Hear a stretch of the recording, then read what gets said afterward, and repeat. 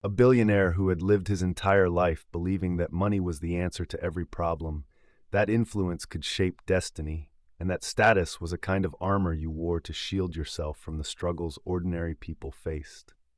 Marcus Langford was not just wealthy, he was legendary in the business world. The media had crowned him the reluctant billionaire, a man who had taken his father's modest shipping company and turned it into a global logistics empire. His name opened doors, his signature moved markets, and his presence commanded attention. But behind the guarded gates of his sprawling estate, the story was far less polished. His son, Daniel, had been born with cerebral palsy.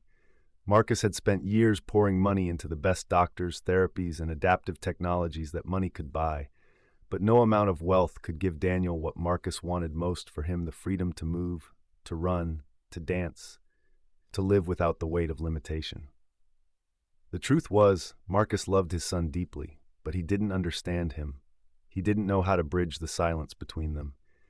Daniel, a 16-year-old boy, was quiet, observant, often retreating into books or music. Marcus's schedule kept him away more often than it brought him home, and though the house was full of staff, it always felt strangely empty. On an unusually warm autumn afternoon, Marcus found himself in a part of the city he rarely visited anymore, the old Riverside district. It was a place he had driven through countless times without stopping, its narrow streets and modest brick storefronts a reminder of the working-class neighborhood his father had grown up in. He had taken Daniel with him that day, partly out of guilt for missing so many of his school events, partly because the boy had a physical therapy appointment nearby.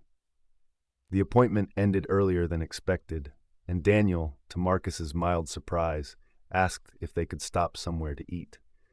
Not a sleek five-star restaurant or a hotel dining room, but here, in this slightly worn neighborhood. They found a small diner on the corner with neon lights buzzing faintly in the window, with cracked leather booths and the smell of coffee hanging in the air. It was the sort of place Marcus hadn't set foot in for decades. That was when a black woman appeared. She was wearing the simple uniform of the diner staff, a soft blue shirt, apron tied at the waist, but there was something immediately striking about her. Her hair was pulled back neatly, her smile warm without being forced. Her name tag read Lena. When she approached the table, she looked Daniel in the eye before she looked at Marcus, and that small act did something Marcus couldn't quite name. "Hey there, sweetheart," she said to Daniel gently. "I'm Lena. What can I get you?" Daniel hesitated, his speech sometimes halting, but she waited, not impatiently, not indulgently, just present. When he finally ordered a grilled cheese and a chocolate milkshake, she wrote it down with a nod that made him feel, somehow, like his choice mattered. Marcus watched this exchange with mild curiosity. He had seen people be polite to his son before out of pity, out of social obligation, but this was different. She was treating him like any other teenage boy, neither overcompensating nor shrinking away. As the meal went on, Marcus found himself watching Lena more than he expected. She moved between tables with an easy grace, chatting with customers she seemed to know by name, checking on an elderly man who struggled to read the menu, laughing softly with the cook behind the counter. There was a steadiness to her, a rhythm. When the food arrived, Daniel ate quietly but with more appetite than usual. At one point, a song began playing on the old jukebox in the corner, something with a light, swaying rhythm. Lena happened to be refilling coffee at the next table when she glanced over at Daniel and said with a little smile, "You like this one?" Daniel nodded. "Well then," she said, setting the coffee pot down, "I'll tell you a secret. I used to be on the dance team in high school, and I think you could teach me a move or two." Marcus looked up, slightly startled, as Lena walked over, extended her hand toward Daniel, and waited. The boy looked at her, then at his father, uncertainty flickering in his eyes. "You don't have to stand," she said softly. "We can dance right here. You lead." It was such an absurd suggestion that Marcus nearly laughed, but then Daniel's face changed. His hand reached out slowly, deliberate, and she took it gently. And in that cramped little diner booth, to the faint crackle of an old jukebox, Daniel moved his shoulders, his head, the way he had seen dancers do. Lena followed his rhythm, letting him guide the tiny motions. It lasted maybe 30 seconds, But when she let go, Daniel was smiling in a way Marcus hadn't seen in years. Something had shifted in Marcus at that moment. He didn't know what it was yet, only that he had just witnessed someone connect with his son in a way he never had. And that was the beginning. For years, Marcus had measured love by the size of his gestures, the grand vacations, the private tutors, the medical specialists flown in from across the globe. He thought fatherhood was about provision, about surrounding his son with every resource imaginable so that life's sharp edges would never touch him. But here, in the quiet rhythm of a small-town diner, a young waitress had done in seconds what he had been trying to do for a lifetime to reach his boy. The image replayed in his mind all that night. His son, shoulders loosening, eyes lifting, lips curling into a shy, almost imperceptible smile. And all because this woman had seen him, not as a billionaire's child, not as a disabled boy, but as a partner in a dance. Marcus lay awake in his sprawling penthouse, staring at the ceiling. The city lights bled through the glass walls, glittering like they were taunting him. All his life he had been in control. He was the man who could buy his way into any boardroom, negotiate his way out of any problem, but no amount of money had ever cracked the wall around his son's heart. Until now. And the person who did it was a stranger who served coffee and pie for a living. By morning, he had decided he needed to understand why. The next day, Marcus found himself back at the diner. He told himself it was for the coffee, but the truth was he was looking for the black waitress. He didn't even know her name. When she appeared from the kitchen, balancing a tray like it weighed nothing, she smiled at him politely, the way she probably smiled at every customer. But when her gaze flicked to his son, the smile changed, softened, deepened, as if she was greeting someone she had been waiting to see. "Back again?" she asked, her voice carrying that lilting warmth that made the place feel like home. Marcus cleared his throat. "Yes, my son wanted to come back." His son said nothing, but his eyes betrayed him. He was already searching for the spot in the diner where the music had played yesterday, where something in him had felt safe. The black waitress crouched beside the boy, her movements unhurried, like she was approaching a wild animal she didn't want to startle. "You remember me?" she asked softly. He nodded just barely, and she grinned. "Good, because I was hoping we could try something new today." Marcus watched, almost in disbelief, as she pulled a small portable speaker from her apron pocket. She tapped her phone, and a gentle swaying tune filled the air. She extended her hand, not pushing, just offering. The boy hesitated, then slipped his small fingers into hers.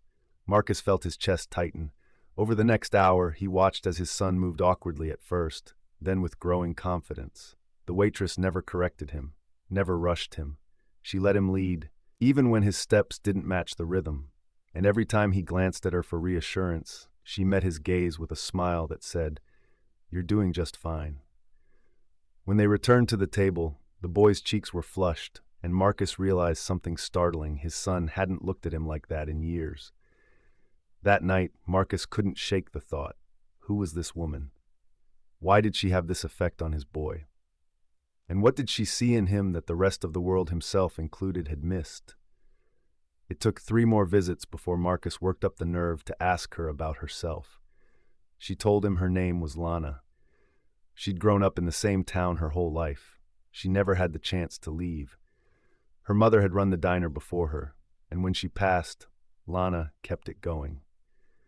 But when Marcus gently asked her how she learned to dance like that, her eyes flickered with something unreadable. "My brother," she said quietly.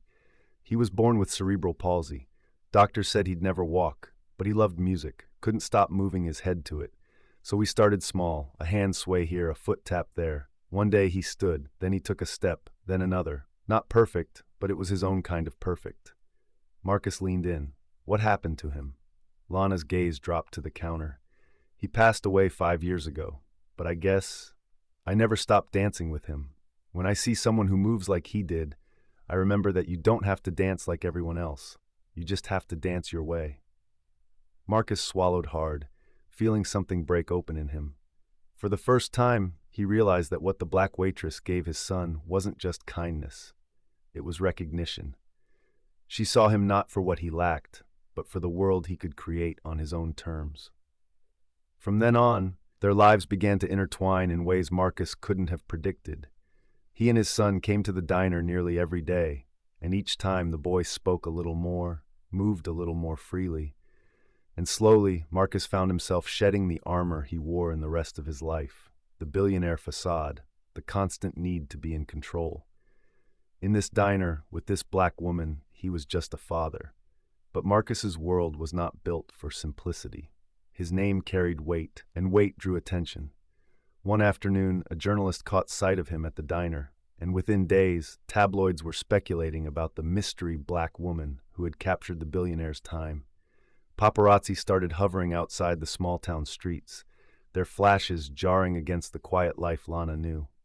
Marcus tried to shield her, to shield his son, but the more he fought the attention, the more it grew. And with it came whispers from her neighbors, from his associates about how unlikely they were, how dangerous it was for someone like her to be pulled into his orbit. It all came to a head one rainy evening when Lana, drenched from locking up the diner, found Marcus waiting by her car. "This isn't fair to your son," she said, her voice trembling. "Or to you. The world you live in, it's not the world I belong to." Marcus stepped closer, rain streaking down his face. "You belong in his world," he said, nodding toward where his son sat inside, warm and dry. "And that's the only one that matters to me." But Lana shook her head. "He's growing, he's blooming, but if this circus keeps up, he'll crawl back into his shell. I can't let that happen." For the first time in years, Marcus felt powerless, not because of a business deal or a financial loss, but because he was about to lose the one person who had given his son back to him.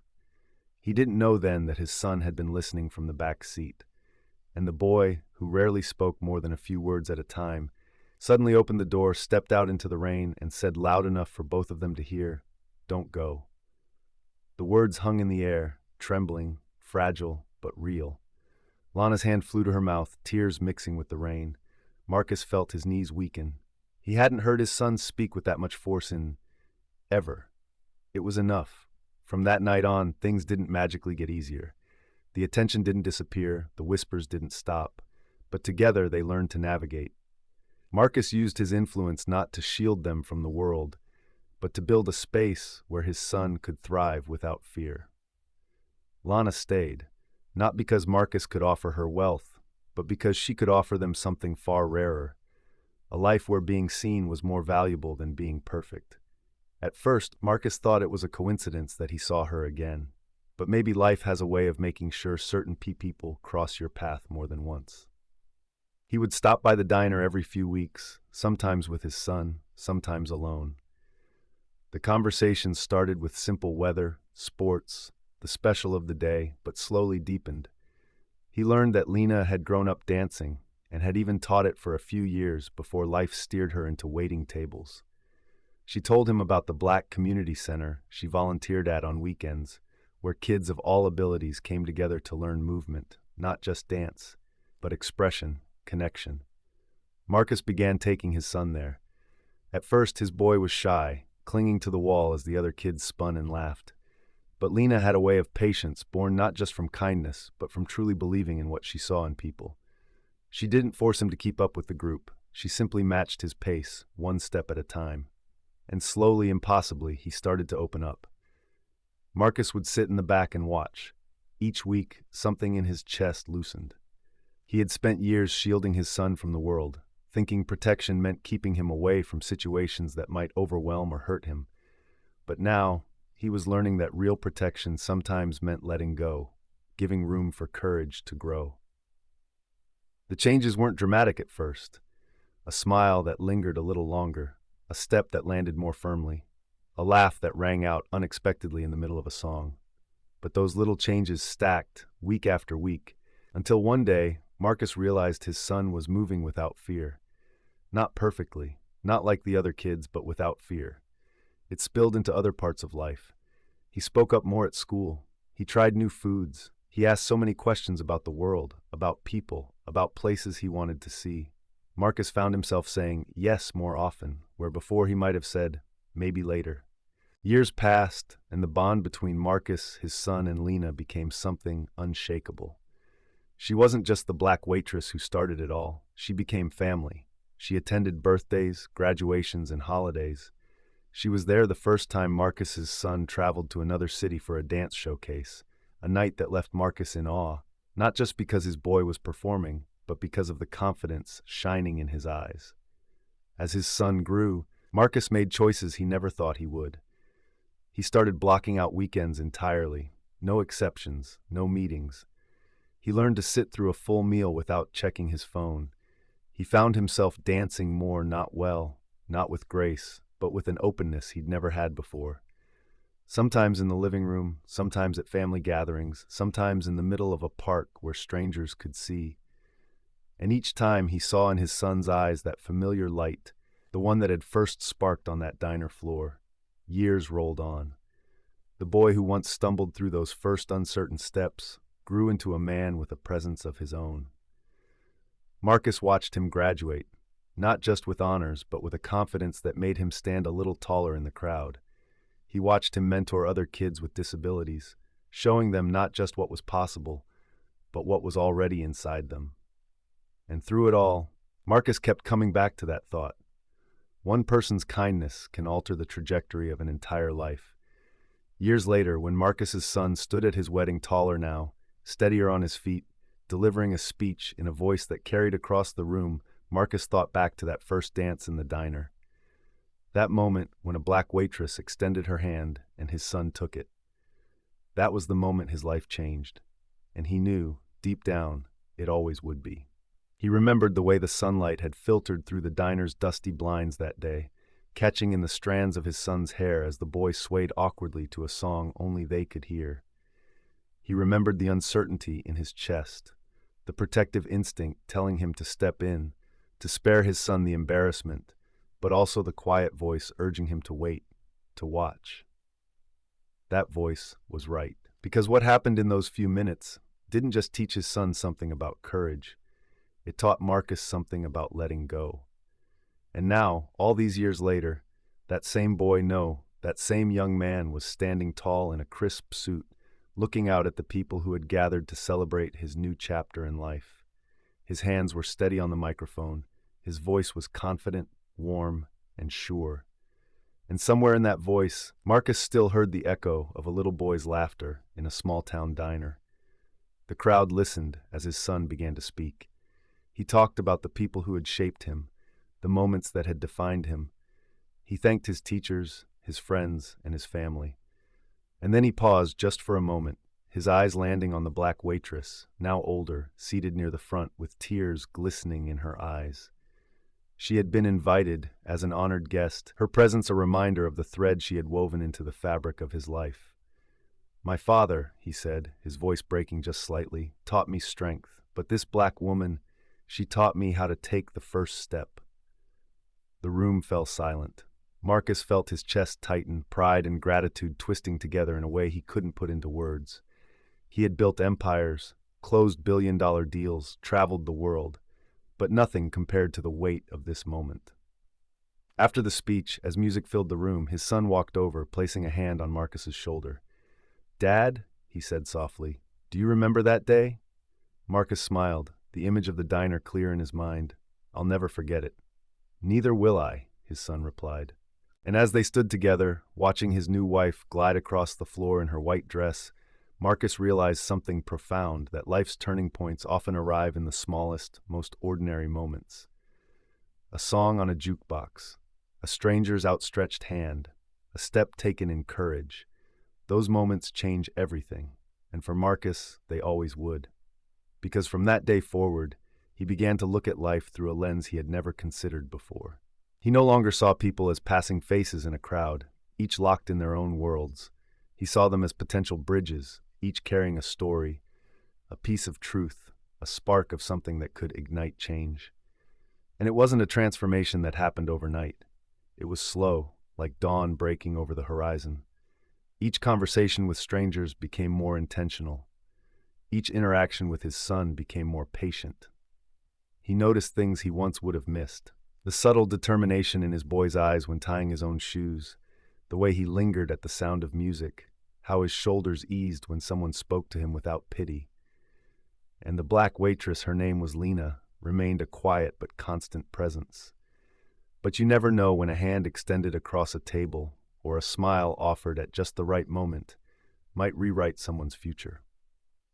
Those moments are the threads that hold the world together, and for Marcus, they always would.